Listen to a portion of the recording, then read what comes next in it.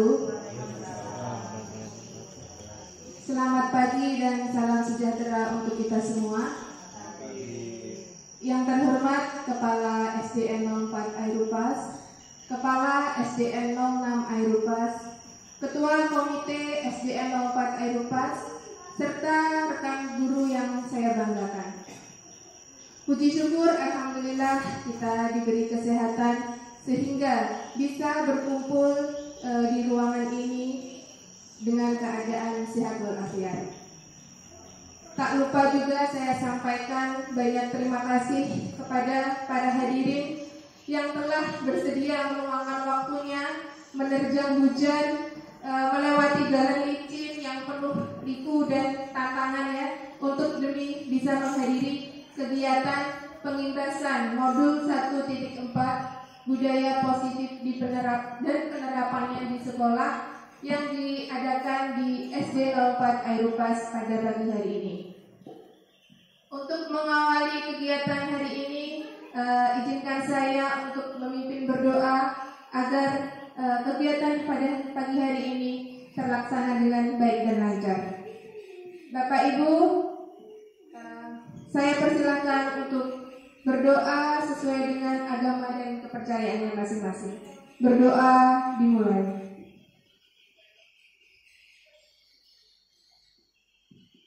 Selesai. Baik Bapak Ibu, di sini saya mengadakan pengibasan modul 1.4 ini dalam rangka menyelesaikan tugas di dalam rangkaian kegiatan pendidikan guru penggerak. Jadi alhamdulillah pada akhir Agustus saya dinyatakan lolos sebagai salah satu peserta calon guru penggerak dari Kabupaten Ketapang. Dan insya Allah pendidikan ini akan selesai pada bulan Mei tahun 2023. Jadi pada kegiatan guru penggerak ini kami peserta mendapatkan 3 modul. Dan alhamdulillah selama 1,5 bulan ini saya sudah hampir menyelesaikan 1 modul. Jadi dalam 3 modul itu ada 3 sampai 4 submodul. Jadi modul 1 itu terdiri dari modul 1.1, 1.2, 1.3 dan 1.4. Nah, kegiatan hari ini adalah istilahnya closing atau penutupan dari rangkaian modul 1. Selain untuk penyelesaian tugas saya juga di sini mohon maaf saya tidak menggurui, sama sekali tidak menggurui, karena saya yakin Bapak Ibu di sini adalah Bapak Ibu guru senior yang pastinya sudah menerapkan budaya positif di sekolah.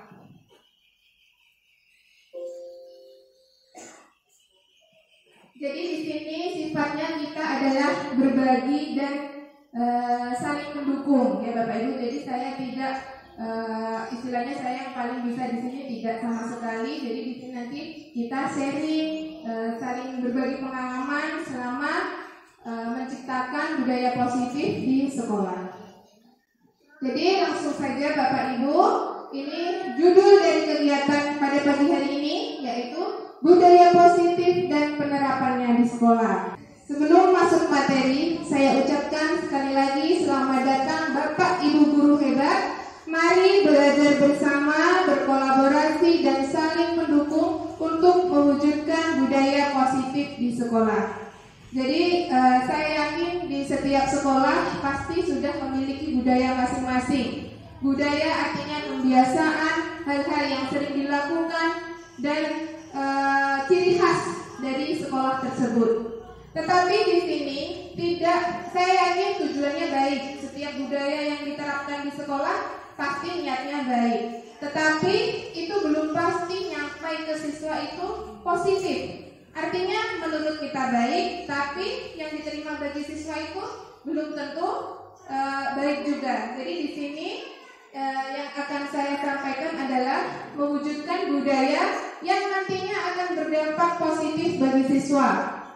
Ada 2 poin yang akan saya sampaikan pada kegiatan pagi hari ini. Yang pertama yaitu konsep-konsep kunci dalam budaya positif. Jadi budaya positif nanti ada konsep untuk mewujudkannya itu ada hal-hal yang harus kita capai. Jadi ada prosesnya.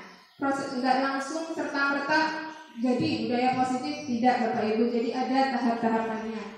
Lalu kemudian pengalaman dan pembelajaran setelah menerapkan konsep tersebut. Jadi setelah saya mempelajari modul budaya positif ini, saya sudah menerapkannya di sekolah. Nanti saya akan berbagi pengalaman dalam menerapkan konsep tersebut. Jadi Bapak Ibu, konsep-konsep kunci dalam modul budaya positif itu nanti ada 7 poin ya. Yang pertama adalah perubahan paradigma belajar, kemudian disiplin positif, lalu motivasi perilaku kerja, kebutuhan dasar manusia, posisi kontrol restitusi, keyakinan kelas, dan segitiga restitusi. Mungkin ada beberapa istilah yang asik bagi Bapak Ibu, tapi insya Allah nanti keluar dari sini Bapak Ibu akan mendapat pencerahannya. Yang pertama yaitu Bapak Ibu perubahan paradigma belajar. Jadi kalau ada kata perubahan artinya ada sesuatu yang diubah dari yang lama menjadi yang baru. Kalau yang lama, anak belajar, anak sekolah tujuannya ada yang ingin masuk universitas terbaik, ada yang tujuannya itu supaya mendapat ranking 1, ada yang tujuannya supaya membanggakan orang tua, biar dipuji-puji orang tua. Nah, tetapi di paradigma belajar yang baru ini, tujuan guru, tujuan kita semua yaitu untuk mencapai profil pelajar Pancasila. Jadi sekarang yang sedang digembor-gemborkan adalah siswa-siswa yang memiliki profil pelajar Pancasila. Ada 6 dimensi yang menurut saya itu sangat sempurna yang harus dimiliki oleh para pelajar di Indonesia. Yang pertama adalah beriman, bertakwa, dan berakhlak mulia. Jadi selain beriman, anak itu harus bertakwa dan berakhlak mulia. Ini kan sesuatu karakter yang sangat sempurna. Jadi tugas kita sebagai guru sekarang mendidik anak supaya punya 6 ini. Nah, yang kedua yaitu kebinekaan global. Artinya murid mampu berada pada kondisi yang beraneka ragam. Jadi mampu menghadapi budaya yang beraneka ragam dan karakter manusia yang tidak sama, gitu ya Bapak Ibu.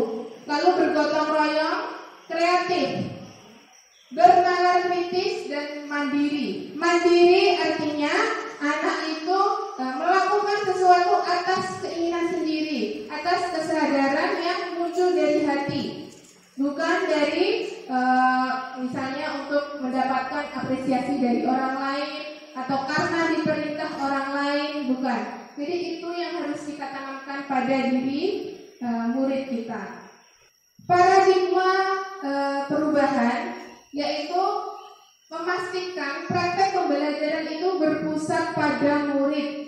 Jadi sebenarnya kalau kita menerapkan pembelajaran yang berpusat pada murid itu enak sekali Bapak Ibu. Kita tidak merasa lelah. Jadi kita hanya memantau dan memfasilitasi anak yang kerja. Bukan kita yang dikte, yang memberikan tugas ini itu, tapi anak yang berkreasi dengan kemampuannya sendiri. Dan disesuaikan dengan kebutuhan dan tahap perkembangannya. Jadi anak A tidak boleh disamakan dengan anak B karena kemampuannya pasti berbeda. Misalnya kalau anak kelas 1 ya, anak kelas 1 itu ada yang sudah bisa membaca, ada yang belum sama sekali mengerti huruf. Nah, itu guru harus mampu memberikan fasilitas yang berbeda sesuaikan dengan kemampuannya. Misalnya anak yang belum mengenal huruf, berikan permainan-permainan supaya anak mengenal huruf. Begitu pula dengan anak yang sudah latihan membaca, berikan stimulus atau rangsangan supaya anak itu mampu untuk berkreasi sesuai dengan tahapan perkembangannya. Kemudian pembelajaran paradigma baru dilakukan melalui kegiatan pembelajaran di dalam kelas, di luar kelas, dan ekstrakurikuler. Ini saya rasa semua sudah pernah menjalankannya ya, belajar di kelas, di luar kelas maupun kegiatan ekstrakurikuler. Poin selanjutnya Bapak Ibu yaitu disiplin positif. Apa itu disiplin positif? Kalau kita mendengar kata disiplin, kira-kira identik dengan apa Bapak Ibu? Waktu. Apalagi kira-kira? Biasanya kita kalau untuk mendisiplinkan anak itu apa sih yang kita pakai caranya? Adanya tata tertib. Lalu apalagi Bapak Ibu? Misalnya kalau anak ada tata tertib, langsung mau kan menjalankannya? Atau harus apa dulu? Biasanya pembiasaan. Apalagi reward, boleh reward. Lalu hukuman, bagus. Biasanya kita mendisiplinkan anak dengan cara-cara seperti tadi, hukuman, penghargaan. Padahal di sini disiplin positif itu yaitu diterapkan dengan tanpa kekerasan dan ancaman, ya. Tetapi harus banyak-banyak komunikasi yang terjalin antara guru dan murid. Istilahnya itu dari hati ke hati gitu Bapak Ibu ya. Jadi nggak melulu kita tuh mengancam atau memberikan ancaman kekerasan, hukuman, atau bahkan diiming-imingi penghargaan itu, ya.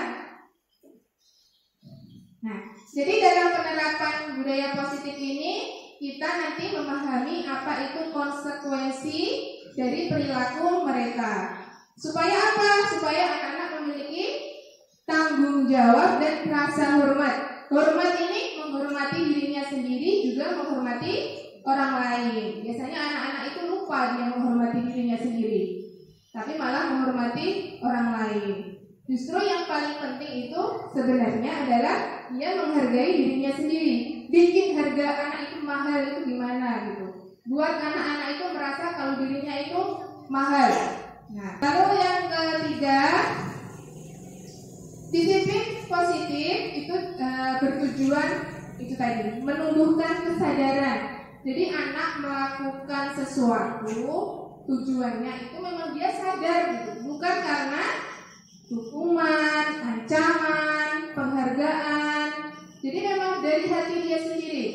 Saya ingin tepat waktu datang ke sekolah karena saya ingin jadi anak yang disiplin, bukan karena takut dihukum bu guru atau takut mendapat penghargaan.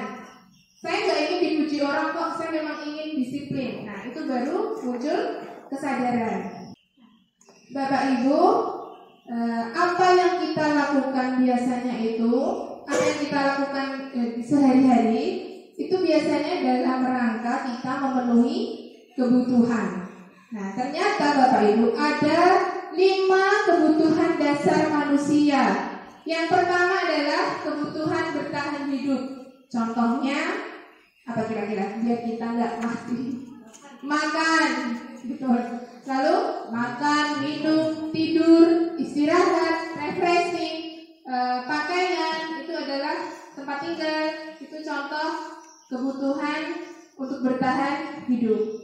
Kemudian yang kedua, kebutuhan akan kasih sayang dan rasa diterima. Nah, biasanya tuh ada anak yang caper, cari perhatian. Nah, mungkin itu karena dia tidak mendapatkan atau dia kekurangan kebutuhannya itu tidak terpenuhi. Ya, jadi dia cari-cari perhatian guru seperti itu ya, Bapak Ibu. Lalu yang ketiga, kebutuhan akan penguasaan. Kebutuhan penguasaan ini pengakuan dia bisa, gitu Bapak Ibu ya. Jadi ada anak-anak yang mungkin jaranglah kita akui kehebatannya. Justru kita kan seringnya kalau anak melakukan kesalahan itu aja yang istilahnya kita ingat gitu kan. Padahal dia masih bisa yang lainnya. Nah, itu mungkin kita perlu juga mencukupi kebutuhan anak akan penguasaan ini. Lalu yang keempat, kebutuhan kebebasan. Jadi kebutuhan kebebasan ini artinya siswa berhak memilih atau menentukan pilihan. Dan yang terakhir, kebutuhan akan kesenangan. Biasanya anak-anak yang suka misalnya lari-larian di kelas atau main terus, nah mungkin kurang terpenuhi kebutuhan kesenangannya. Jadi anak yang suka melanggar peraturan kemungkinan adalah ada dari salah satu atau salah dua kebutuhan dasar dia yang tidak terpenuhi. Kemudian saya lanjutkan Bapak Ibu ya, untuk poin selanjutnya yaitu motivasi perilaku manusia. Motivasi ini ada yang dinamakan motivasi intrinsik dan motivasi ekstrinsik. Motivasi intrinsik itu berasal dari hati atau berasal dari kemauannya sendiri. Sedangkan ekstrinsik itu bisa jadi karena motivasi dari luar, bukan dari keinginannya sendiri. Nah, ini menurut peneliti Dian Gosen dalam bukunya Restructuring School Discipline menyatakan ada 3 motivasi perilaku manusia. Jadi motivasi itu kan dorongan kita melakukan sesuatu. Kita melakukan sesuatu ini pasti ada alasannya. Nah, jadi ada 3 ya. Untuk menghindari ketidaknyamanan atau hukuman. Ini biasanya sering sekali anak-anak lakukan. Mengerjakan PR bukan karena dia bertanggung jawab, bukan karena dia disiplin, tapi takut dihukum bu guru. Kedua yaitu untuk mendapatkan imbalan atau penghargaan dari orang lain. Nah ini hati-hati ya Bapak Ibu ya. Boleh tapi jangan sering dilakukan. Misalnya coba kamu kerjakan PR, besok ibu guru kasih permen sebungkus misalnya. Jadi kira-kira anak-anak mengerjakan PR karena apa? Permen sebungkus, bukan karena kemauannya sendiri. Nah yang ketiga, untuk menjadi orang yang mereka inginkan dan menghargai diri sendiri dengan nilai-nilai yang disebut motivasi intrinsik. Nah itulah yang ingin kita wujudkan ya Bapak Ibu, supaya anak-anak itu sadar betul apa yang mereka lakukan itu berasal dari keinginannya sendiri dengan tujuan dia menghargai dirinya sendiri. Kalau anak itu disiplin, terus jujur, itu pasti kan pandangan orang lain ke anak itu pasti beda. Nah itu dia berarti berhasil untuk menaikkan harga dirinya gitu. Jadi inilah yang nantinya tujuan kita untuk supaya anak memiliki motivasi intrinsik. Identitas gagal, disiplin diterapkan tapi kok gagal. Nah kira-kira kenapa? Nah jadi proses mendisiplinkan anak rata-rata kita menggunakan 2 hal ini. Kalau nggak hukuman ya penghargaan. Nah, hukuman biasanya sifatnya menyakitkan. Keliling lapangan 10 kali, nah, itu kan capek, bikin sakit kan. Lalu tidak nyaman. Ada nggak anak yang kira-kira suka dihukum? Pasti tidak ada. Jadi membuat anak tidak nyaman. Murid takut. Nah, hukuman membuat murid takut. Kemudian memaksa. Hukuman sifatnya memaksa. Murid menyembunyikan kesalahan. Pada akhirnya karena takut dihukum membuat anak bohong-bohong dikit lah biar hukumannya nggak berat gitu. Pasti ada seperti itu. Lalu murid menjadi rendah diri. Nah, kalau penghargaan ini tidak efektif. Masa kita setiap hari mau memberi penghargaan kan ya tidak mungkin Bapak Ibu. Paling penghargaan itu efektifnya 1-2 kali, ya kan? Kalau kemudian merusak hubungan. Wah, dia tuh habis dapat hadiah dari bu guru, malas lah berteman sama dia. Nah itu bisa kayak gitu anak-anak itu ya.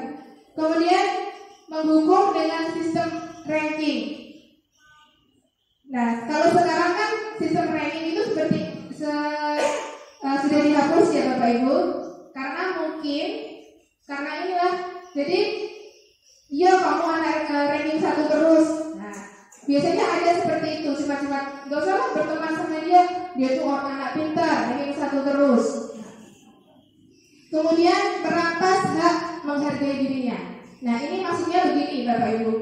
Misalnya ada anak kelas 1 yang awalnya tidak bisa huruf, tidak mengenal huruf sama sekali, lalu karena dia tekun, rajin, akhirnya mampu dia menghafal semua huruf.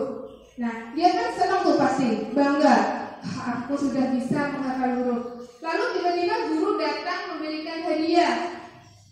Ini Kak, karena kamu sudah berhasil menghafal huruf, Ibu kasih hadiah, Buya deh. Jadinya anak sukanya itu bukan karena dia bangga dengan dirinya sendiri, tapi berganti karena dapat hadiah. Nah, biarkan anak itu bangga dengan dirinya sendiri. Jadi penghargaan itu penghargaan bersifat merampas hak menghargai dirinya, contohnya seperti itu tadi. Jadi berikan space atau ruang anak itu membanggakan dirinya sendiri. Identitas sukses. Nah, ini yang kita inginkan, yaitu dengan diterapkannya konsekuensi dan restitusi. Konsekuensi ini dia bagus, tapi hanya bersifat jangka pendek.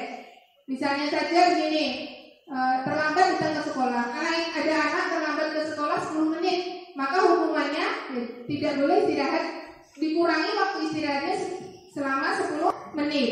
Artinya itu kan hanya berlaku di hari itu saja. Siapa tahu besok dia terlambat. Jadi gitu ya konsekuensi. Lalu stimulus respon. Nah, seperti tadi, stimulusnya akan asalnya anak terlambat, lalu respon gurunya memberi pengurangan waktu istirahat. Jadi harus ada dua hal ya. Murid menghormati peraturan. Jadi murid itu bukan menghormati dirinya sendiri, tapi dia tunduk terhadap peraturan. Kemudian kehilangan waktu untuk merenungi kesalahan. Langsung kan konsekuensi itu, kamu terlambat, ya kamu dikurangi waktu istirahatnya. Anak tuh gak diberi kesempatan untuk ya aku terlambat, berarti aku bukan anak yang disiplin. Jadi tidak ada waktu untuk anak mikir ke arah situ. Nah, nantinya besoknya kemungkinan bisa diulangi lagi. Kalau restitusi, ciri-cirinya nanti akan saya jelaskan lebih lanjut. Ini sekilas dulu saja. Murid bertanggung jawab untuk perilakunya. Kemudian fokus pada pemecahan masalah jangka panjang. Jadi restitusi ini nanti efeknya ke waktu yang lebih panjang, bukan seperti konsekuensi tadi. Kemudian murid menghormati dirinya dan orang lain. Nah, di sini ada perbedaannya kan Bapak Ibu. Yang pertama tadi hanya tunduk terhadap peraturan, kalau ini dia menghormati diri sendiri. Nah, dan teori kontrol dirinya memegang kontrol. Jadi dirinya sendiri yang memegang kontrol akan dirinya. Jadi bukan guru yang istilahnya bukan guru yang menentukan kamu terlambat, kamu harus ini. Nah, jadi anak diberi kesempatan. Kalau saya terlambat, saya akan bla bla bla bla supaya nanti tidak terlambat lagi. Itu anak yang menentukan. Kemudian murid bersemangat memperbaiki kesalahan. Di sini kan jelas perbedaannya ya, daripada disalah-salahkan, anak itu lebih suka diberi kesempatan. Kan nanti akan muncul tuh ide-ide apa supaya anak itu mau memperbaiki kesalahannya. Ini ya Bapak Ibu, restitusi. Ada yang pernah mendengar kata ini sebelumnya? Belum. Atau mungkin sudah ada ya Bapak Ibu. Nah, restitusi ini adalah proses menciptakan kondisi bagi murid untuk memperbaiki kesalahan mereka, sehingga mereka bisa kembali pada kelompok mereka dengan karakter yang lebih kuat. Jadi di sini anak bukan dituntut untuk kamu harus ini, tapi dia diberi kesempatan untuk memperbaiki kesalahan mereka.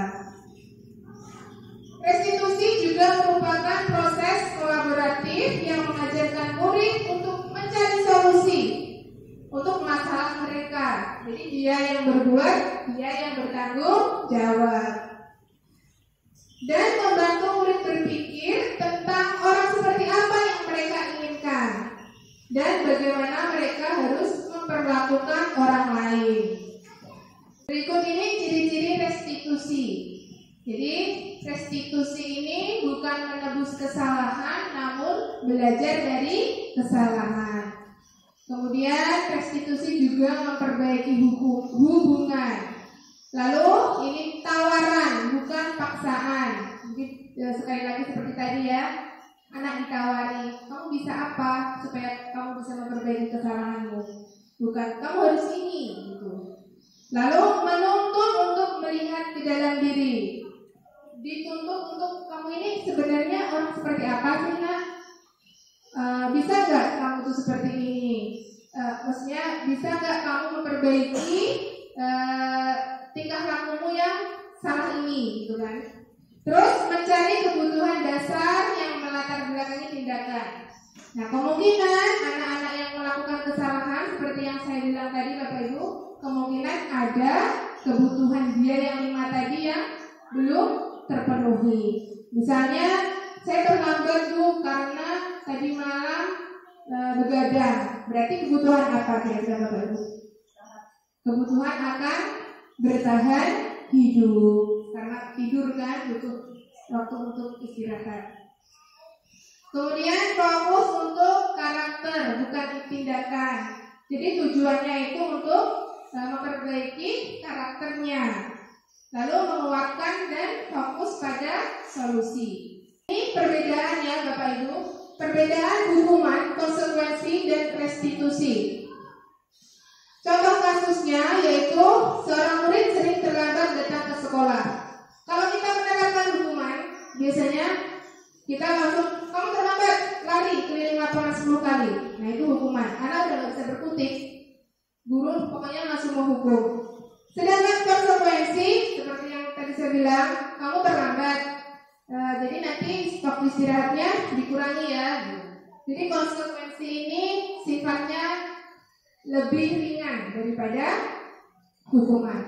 Sedangkan kalau restitusi itu anak ditanya,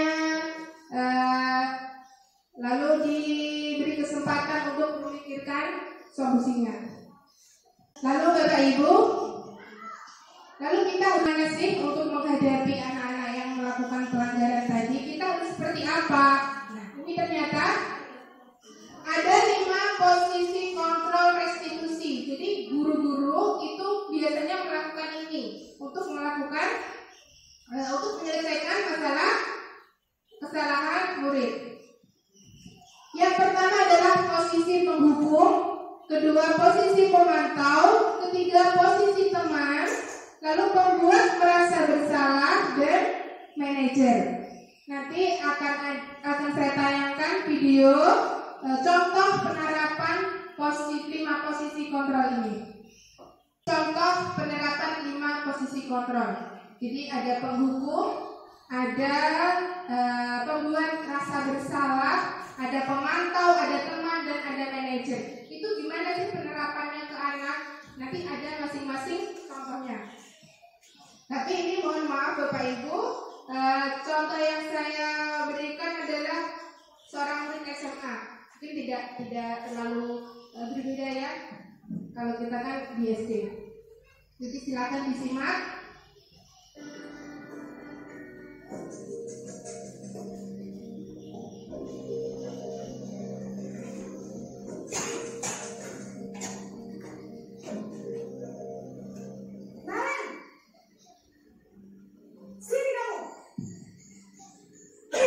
Ini guru sebagai penghukum ya Bapak Ibu. Terlambat. Kamu deh pasti terlambat. Saya. Apa coba? Alasan kamu apa lagi? Kapan sih kamu tidak terlambat? Malas sekali ya kamu jadi anak. Saya. Dasar pemalas. Gak kapok-kapok sih kamu. Di sini anak tidak diberi kesempatan bicara sama sekali. Sana, kamu keliling lapangan basket 2 kali. Kenapa saya harus ke lapangan basket, Bu? Kenapa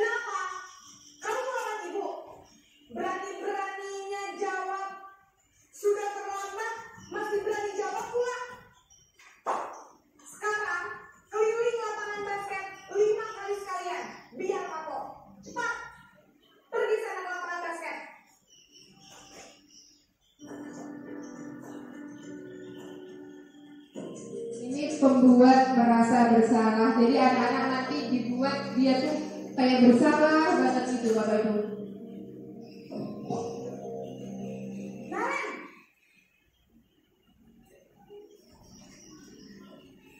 Selamat pagi Bu. Naren, kamu kenapa terlambat lagi, nak? Ya Tuhan, Naren, kamu senang ya bikin ibu susah ya? Kalau kamu terlambat lagi, nanti ibu yang ditegur bapak kepala sekolah, nak. Disangka ibu tidak bisa membina kamu. Duh, gimana ini? Maaf Bu. Duh, Gusti Naren, kamu suka ya kalau ibu bapak kepala sekolah? Terus, sekarang ibu harus tulis apa ini di buku absen? Ini kamu sudah sering terlambat loh. Ibu harus apa coba? Maaf Bu. Maaf sekali. Ya sudah, lain kali jangan bikin ibu. Kira-kira Bapak Ida pernah nggak seperti ini? Jangan kuat lagi kalau kamu begini terus. Bisa jantungan kalau ibu tegur bapak kepala sekolah. Sana cepat kelas. Maaf ya Bu. Maaf sekali. Posisi pembuat rasa bersalah berbicara dengan nada tenang. Posisi teman ini guru bersikap layaknya teman. Jadi kayak seolah-olah tuh bestinya murid gitu. Naren,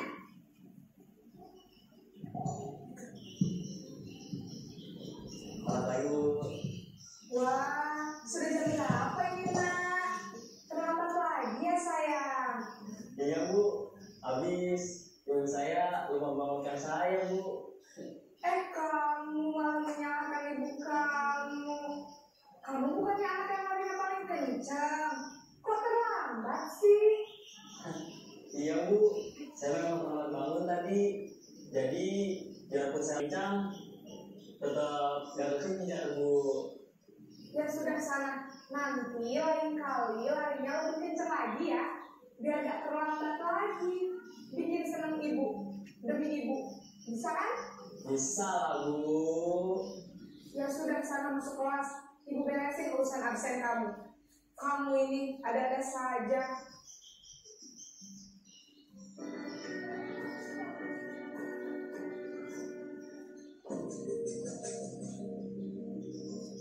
Ini satu kasus yang sama tapi cara penanganannya gitu ya Bapak Ibu yang berbeda-beda sesuai dengan posisi kontrol tadi.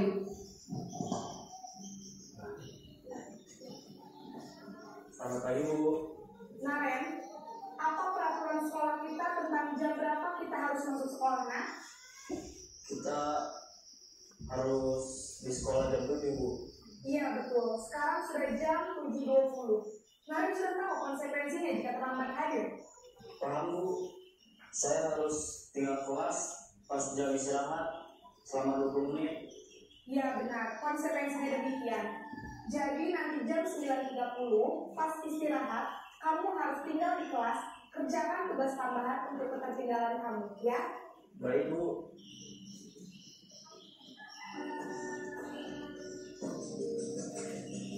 Nah ini Bapak Ibu posisi manajer adalah posisi yang kita harapkan seandainya ada murid yang melakukan pelanggaran. Naren, Jadi ini yang paling bagus gitu. Selamat pagi Bu. selamat pagi Naren. Maaf Bu, saya terlambat. Iya, sekolah masuknya jam 7, sekarang sudah jam 7.20. Jadi sekarang bagaimana ini Naren? Maaf Bu, saya lupa secara alarm saya semalam. Baiklah, menurut kamu, keyakinan sekolah yang mana yang perlu kamu tingkatkan? Menghargai diri sendiri dan orang lain mungkin ya Bu. Setuju. Jadi, apakah Naren meyakini prinsip saling menghormati tersebut? Iya Bu, saya meyakininya. Apakah Naren bersedia memperbaiki masalah keterlambatan ini? Bersedia Bu. Bagaimana kamu akan memperbaiki masalah keterlambatan ini? Saya akan coba untuk tidak lupa menyetel alarm saya Bu. Baik, kalau Naren lupa menyetel alarm di rumah, ada orang yang kira-kira bisa bantu mengingatkan tidak? Ada Bu, kata saya. Ada lagi selain Kak Emma? Selain Kak Emma, ada ibu saya. Baik, jadi yang mengingatkan Naren adalah Kak Emma dan Ibu Alia. Kira-kira Ini sekaligus penerapan restitusi ya Bapak Ibu. Jadi posisi control manager ini melakukan restitusi. untuk bangun besok pagi dan akan diingatkan oleh kakak dari Bunda Naren ya. Ada lagi yang mungkin perlu dilakukan Naren agar tidak terlambat bangun lagi. Tidak ada Bu. Baik Naren, terima kasih untuk kerjasama kamu. Sekarang kamu perlu kembali ke kelas untuk belajar. Baik Bu, terima kasih. 5 posisi kontrol tadi mana yang sering Bapak Ibu terapkan di sekolah? Penghukumkah atau pemantau atau pembuat merasa bersalah atau teman itu bersikap layaknya teman atau syukur-syukur ada yang sudah menerapkan posisi manajer. Rata-rata kita kan biasanya menghukum, kalau nggak menghukum ya memantau gitu kan, mengingatkan peraturan. Sebelum kita melakukan yang namanya restitusi, itu sebaiknya di awal tahun pelajaran atau di awal masuk kelas kita sebaiknya membuat yang dinamakan keyakinan kelas, karena itu nanti yang akan membuat siswa-siswa itu istilahnya berpegang teguh pada keyakinan ini. Jadi tadi kan ditanya, kamu ingat keyakinan kelas? Si Naren menjawab harus disiplin. Berarti kita harus menyepakati itu. Jadi keyakinan kelas itu apa sih? Keyakinan kelas adalah nilai-nilai kebajikan universal yang disepakati secara tersirat dan tersurat, lepas dari latar belakang suku, negara, bahasa maupun agama. Jadi tersirat dan tersurat, artinya juga ditulis besar-besar supaya anak ingat. Nah, kenapa disebut keyakinan bukan peraturan kelas? Kira-kira ini ada 2 pertanyaan untuk membantu kita menjawab itu ya Bapak Ibu. Nah, mengapa Bapak Ibu bersedia menaati aturan untuk berjalan di sebelah kiri? Kira-kira supaya apa? Apa sih tujuannya Bapak Ibu menaati peraturan ini berjalan di sebelah kiri? Supaya apa? Tertib. Selain itu apa? Aman. Nah, karena kita aman, berarti kita yakin kalau nanti kita menaati aturan ini kita akan aman. Jadi kita yakini itu kan, Bu, kita meyakini keamanan. Lalu kedua, mengapa Bapak Ibu menaati aturan pakai baju dinas warna putih pada setiap hari Rabu? Kira-kira karena apa? Karena ya disiplin. Disiplin itulah nilai kebajikan. Aman, disiplin itu adalah nilai-nilai kebajikan. Jadi nilai keyakinan itu lebih umum. Kalau peraturan kan khusus sekali. Jadi kita keyakinan itu ya namanya keyakinan berarti kita harus yakin benar gitu. Itu lebih abstrak daripada peraturan. Kalau peraturan kan rinci sekali. Siswa harus datang jam 7 itu peraturan. Kalau keyakinannya berarti harus disiplin. Jadi disiplin itulah yang dinamakan keyakinan. Berupa pernyataan-pernyataan universal. Dibuat dalam bentuk positif. Jadi kata-katanya ya positif, bukan jangan gitu. Kata-kata jangan itu kan kesannya negatif. Jadi dibentuk dengan kata yang positif. Tidak terlalu banyak sehingga mudah diingat. Jadi dikit aja, yang penting dilaksanakan dan diyakini. Dapat diterapkan di lingkungan tersebut. Ya, berarti artinya masuk akal untuk diterapkan dan melibatkan seluruh warga kelas. Jadi keyakinan kelas itu bukan guru yang membuat, tapi dengan dilibatkan murid-murid kita. Peraturan kelas 4 itu saya buat dengan anak-anak juga, tapi sebelum saya mempelajari modul ini. Jadi namanya masih peraturan. kalau Bapak Ibu guru lihat itu panjang ya. Apa contohnya? Memperhatikan saat guru menjelaskan materi pelajaran. Nah, berarti sebenarnya itu kan peraturan panjang. Padahal keyakinannya apa? Kita harus saling menghormati. Nah, itu keyakinan. Jadi karena peraturan sudah saya buat kemarin beberapa waktu lalu setelah mendapat modul ini, saya menyusun kembali keyakinan kelas, yaitu dengan cara tidak terlihat ya Bapak Ibu. Saya menanyakan ke anak-anak apa yang kalian inginkan tentang sekolah atau kelas kalian. Jadi mereka tuh inginnya kelas yang seperti apa sih, yang sekolah yang bagaimana, itu mereka tulis. Lalu guru. Jadi anak-anak itu menginginkan guru yang bagaimana, gitu. Saya suruh menulis ke anak-anak itu. Kemudian murid. Jadi kalau murid itu saya bilang ke anak-anak, kalian ingin jadi murid yang bagaimana sih? Yang tukang bohong atau yang malas atau yang bagaimana? Nah itu saya suruh anak-anak tulis. Jadi anak-anak senang gitu nulis. Mereka tuh pengen jadi ini gitu. Nah ini adalah salah satu budaya positif ini ya. Nah ini ada beberapa dokumentasinya Bapak Ibu. Jadi di sini saya menjelaskan tentang tadi apa yang mereka inginkan, baik pada diri anak-anak itu sendiri, kelas atau guru yang mereka dapatkan itu yang seperti bagaimana. Di sini anak sudah mulai menulis, ya diskusi menulis. Lalu ini mereka menempel. Jadi saya suruh menulis tanpa nama dan menempelnya di papan tulis. Nah, itu senang, apalagi pas bagian yang apa yang mereka inginkan tentang dirinya sendiri. Macam-macam jawabannya. Jadi sesuai yang jujur, yang disiplin, yang pintar, yang kreatif, macam-macam pokoknya. Suka. Nah.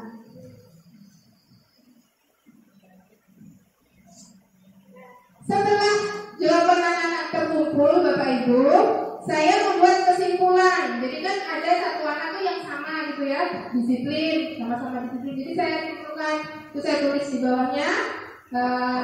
Anak-anak itu pengennya apa, saya tulis, saya simpulkan.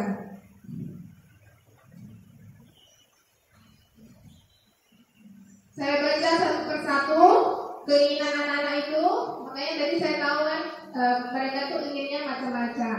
Jadi itu bukan saya yang menentukan, kamu harus jadi ini. Jadi itu berdasarkan hati anak-anak itu ternyata pengennya seperti ini. Nah ini, jadi ada anak yang pintar, pengen sukses. Lalu saya simpulkan, saya tulis besar-besar,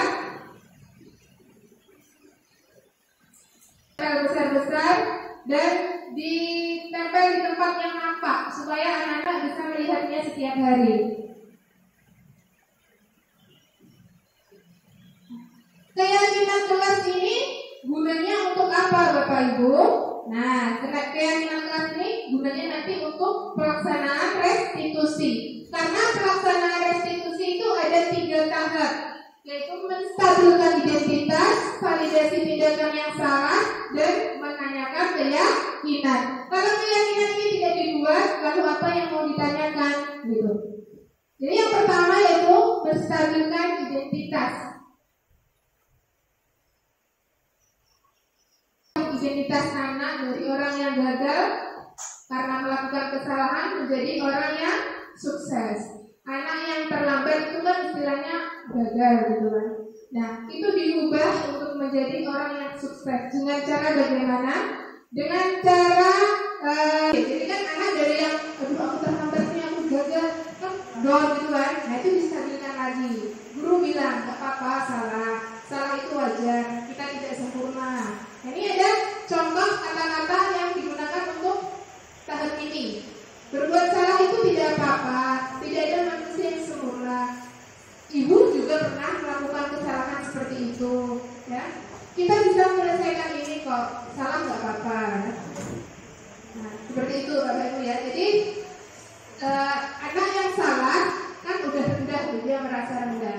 Jadi jangan semakin rendahkan, tapi kita harus distabilkan lagi. Ini namanya menstabilkan identitas. Kemudian validasi tindakan yang salah. Kan anak terlambat, salah dia. Nah, kita beri kesempatan untuk menyampaikan alasannya. Kok bisa kamu tadi seperti ini? Kenapa? Nah, itu benar nggak kamu tadi seperti ini? Jadi perlu komunikasi. Kita butuhkan komunikasi untuk memvalidasi tindakan dia yang salah itu. Ini ada contoh kata-kata untuk pada tahap ini ya Bapak Ibu. Padahal kamu bisa melakukan lebih buruk dari ini ya. Anak yang terlambat itu kan terlambat ya. Oh, kamu terlambat, padahal kamu bisa aja lo gak masuk sekolah. Nah itu kan anak-anak ada naik lagi gitu kan. Terus kamu pasti punya alasan mengapa melakukan ini. Ditanya alasannya, itu bagian dari tindakan yang validasi tindakan yang salah. Selanjutnya yang ketiga yaitu menanyakan keyakinan. Setelah 2 langkah tadi selesai, kita lalu bertanya lagi. Kamu melakukan kesalahan? Ingat nggak keyakinan kelas dulu yang pernah kita sepakati sama-sama? Nah, itulah gunanya keyakinan kelas. Jadi yang paling penting itu adalah keyakinan kelas. Kalau peraturan Bapak Ibu biasanya yang bikin kan guru. Anak bisa loh menjawab gini, kenapa saya harus menaati peraturan? Kan saya nggak sepakat, itu kan peraturan ibu yang buat. Nah, bagaimana kalau kita ada murid yang kira-kira jawab seperti itu? Jadi kalau keyakinan kelas kan tadi disepakati sama-sama. Kalau anak bilang yang itu kan kita tinggal mengembalikan lagi. Ini kan keyakinan kita semua yang nyusun. Kita udah sepakati ini. Di awal itu kamu bilang loh kamu pengen jadi anak disiplin, kok sekarang berbelok? Nah, misalnya seperti itu. Jadi keyakinan penting ya Bapak Ibu. Nanti semoga tahun ajaran baru atau semester awal atau besoklah kita bisa menyusun keyakinan kelas ini. Jadi supaya nanti anak-anak tuh kalau melakukan pelanggaran ingat apa yang telah mereka siapkan sama-sama. Ini adalah contoh penerapan restitusi yang saya lakukan. Jadi bukan video saya dari YouTube, tapi saya sendiri yang melakukannya. Tapi mungkin nanti suaranya tidak terdengar begitu jelas. Tapi coba saja ya Bapak Ibu. Ini kasus pertama nanti adalah pura-puranya itu si murid saya ini terlambat datang ke sekolah. Ini saya menanyakan, terlambat itu perbuatan yang salah atau benar? Anak menjawab salah.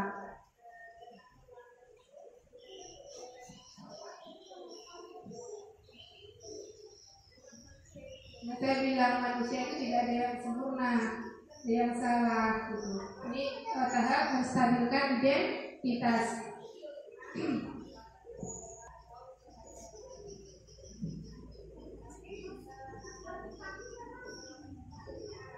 Ini saya nanya alasannya kenapa terlambat, validasi tindakan yang salah tadi. Ternyata Akbar ini kesiangan bangun.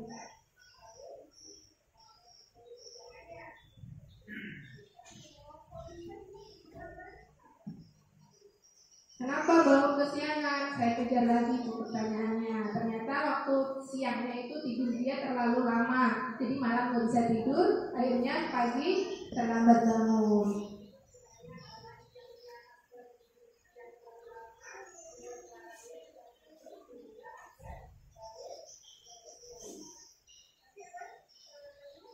Nah, saya tanya, ingat nggak keyakinan dulu, keyakinan waktu yang kita susun? Disiplin dan saling menghargai, dia jawab.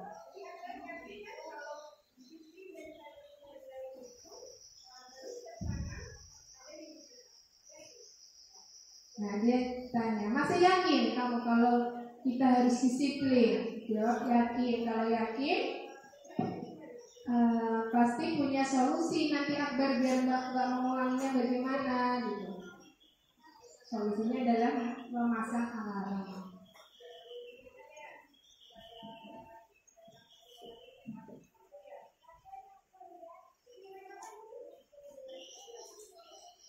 Jadi memang harus banyak-banyak komunikasi ya Bapak Ibu. Kita di sini dilatih selain jadi guru juga jadi psikolog. Kita harus tahu kebutuhan apa sih yang belum terpenuhi anak-anak ini dan solusinya bagaimana. Ibu, demikian ulasan materi yang saya sampaikan. Semoga dapat bermanfaat bagi kita semua demi mewujudkan budaya positif di sekolah. Setelah penyampaian materi ini, saya akan membuka pertanyaan, tanggapan, kritik dan saran, komentar apa saja boleh dari Bapak Ibu semuanya. Nah, untuk awal akan membuka satu sesi dulu ya Bapak Ibu, 2 pertanyaan masing-masing atau tanggapan atau apa saja boleh. Silakan Bapak Ibu bagi yang ingin bertanya atau menanggapi.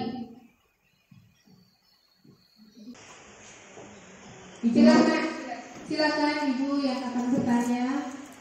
Ya Bu, izin bertanya. Terima kasih atas kesempatannya Bu. Ya silakan Bu. Baik Bu, jika kita di sekolah sudah menerapkan budaya positif, tapi anak-anak susah untuk menerapkan atau mematuhi karena kebiasaan di rumah Bu, itu bagaimana cara mengatasinya? Terima kasih Bu. Baik Ibu, jadi pertanyaannya saya ulangi. Jika di sekolah sudah berusaha mewujudkan budaya positif, tetapi anak-anak sulit mematuhi karena di rumah kebiasaannya beda gitu ya Ibu maksudnya. Jadi begini Bapak Ibu, di awal tahun pelajaran itu sebaiknya kita bersama murid-murid melakukan tadi penyusunan keyakinan kelas. Jadi setiap kelas dari kelas 1 sampai 6 kita menyusun semuanya.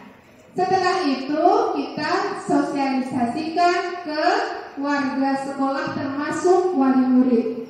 Jadi wali murid tahu budaya apa yang ada di sekolah ini.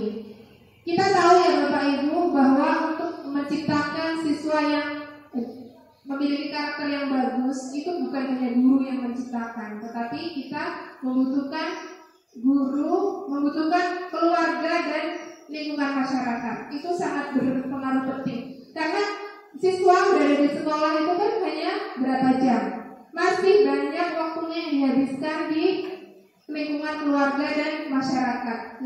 Dan keluarga itu merupakan pendidikan utama yang paling penting sebenarnya di anak-anak. Jadi sebaiknya kita solusinya menurut saya adalah di awal tahun pelajaran kita semua dari kelas 1 sampai kelas 6 membuat keyakinan kelas dan kemudian diadakan rapat wali murid.